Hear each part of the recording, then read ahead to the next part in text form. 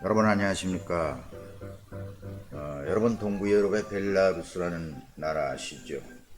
예, 소련 연방에 포함되어 있다가 소련이 붕괴되면서 독립한 나라인데 오늘은 이 벨라루스에 관한 이야기를 말씀드리겠습니다. 1991년에 벨라루스 공화국 리퍼블릭 오브 벨라루스 이렇게 나라의 그 명칭이 바뀌었는데 소련 연방 시기에는 한때 그 백러시아 이렇게 불렀던 적이 있었습니다. 벨라루스 또는 벨라루시 이렇게 불리는데 자주 혼돈 되지만은 다 같이 벨라루스라는 나라의 명칭으로 알아두시면 되겠습니다. 벨라라는 말은 이제 슬라브에서 나왔는데 히다 그런 뜻이 있고 루스는 러시아라는 뜻이 있다고 하는데 우리나라에서도 벨라루스를 아는 사람들은 이렇게 얘기를 합니다. 미인의 나라, 미인의 나라를 떠올린다고 합니다. 실제 수도 민스크에 가보면 그 미인이라고 합니다. 근데 이제 백러시아 이렇게 러시아 소련 연방 시절에 불렸는데 백개 러시아 이런 말도 있습니다. 근데 이건 이제 구별해서 좀 알아둬야 되는데 백러시아는 벨라루스의 이름이고 백개 러시아에는 다른 그 뜻이 있습니다. 간단히 그 백개 러시아에 대해서 말씀을 드리면 1918년 그 러시아 혁명 시절에 이 말이 나왔는데 혁명이 발생하자 러시아에는 혁명에 가담하는 사람 그 레닌의 그 볼스비키 혁명에 가담하는 그러한 혁명파가 생기고 또 이들을 분쇄하고자 하는 기존의 그 보수적인 그 러시아인들이 혁명 반대파가 있었습니다. 반 소비에트, 반 볼셰비키.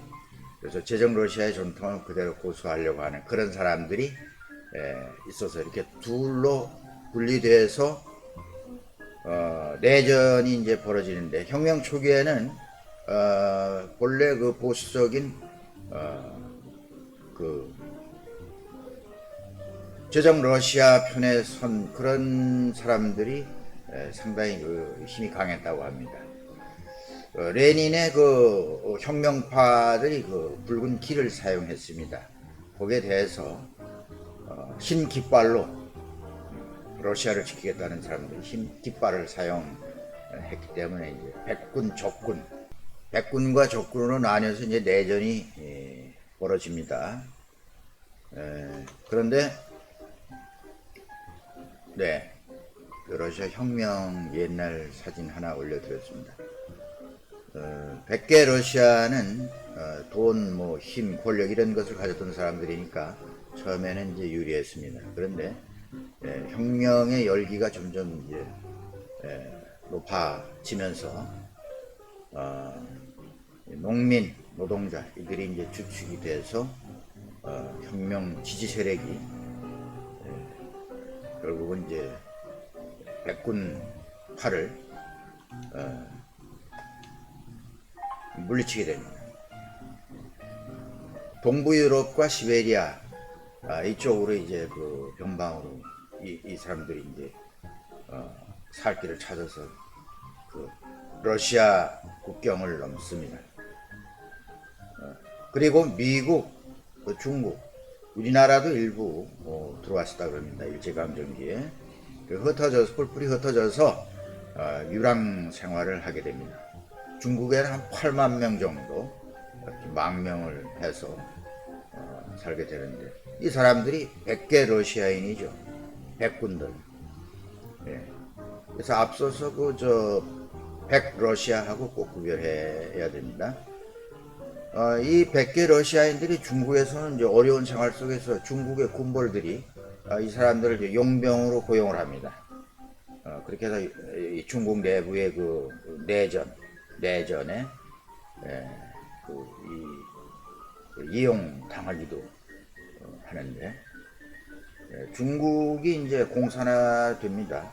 되면서 이들이 소련으로 송환이 되고, 결국은 이제 소련에 송환된 사람들은 이제 숙청이 됐겠죠. 그리고 주변 나라에 뿔뿔이 흩어져 살던 사람들은 러시아의 전통을 유지하면서 이 나라 저 나라에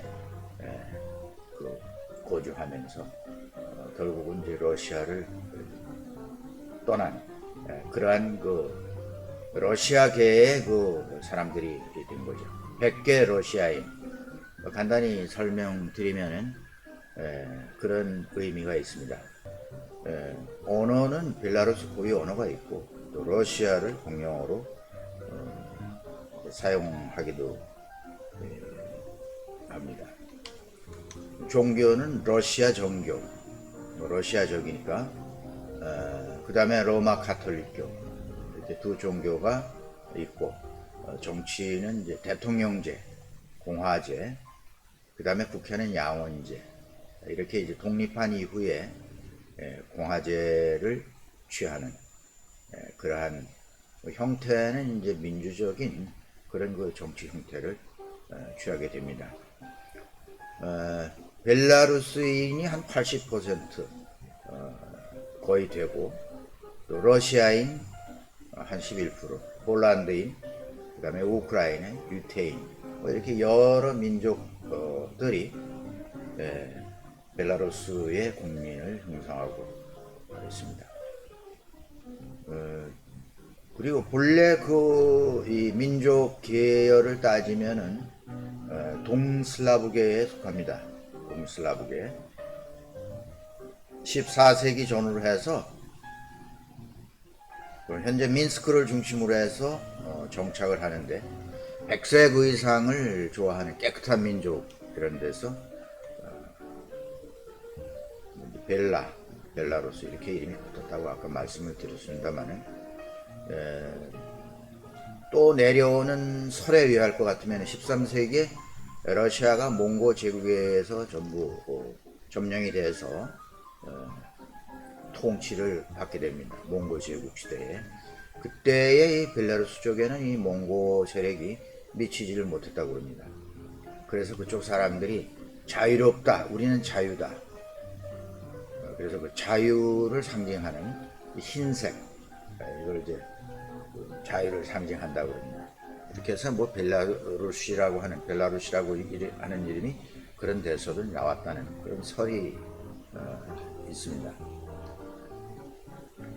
이 최초의 공국은 좀 복잡한데, 중세의 폴로츠크 공국이 벨라루스 쪽에 있었습니다. 점차 이제 이때부터 민족 국가를 이제 벨라루스인들이 형성하면서 역사 무대에 등장했는데, 13세기에서 16세기에 와서는 이제 그 옆에 리투아니아 대공국이 커집니다. 그래서 결국은 그 보호 아래 들어갔다가 다시 이제 그 밑에 폴란드 여기에 이제 지배에 들어갑니다. 그리고 18세기 말에는 다시 이제 러시아 세력이 커지면서 러시아로 넘어갔다가 1918년 주권을 이제 잠시 회복합니다. 그랬다가 다시 이제 소비에트 연방으로 들어가죠. 1990년 7월 27일에 벨라루스도 우리도 소련 연방에서 독립하겠다. 그래서 독립을 선언해서, 그래서부터 이제 벨라루스라는 국호를 가지고 동부 유럽에는 속하지만, 동부 유럽에 위치해서 러시아와 인접해 있다가 보니까 이 나라가 2차 세계대전 당시에 인구 비율 대 인명피해가 가장 많았다고 합니다. 유럽에서요.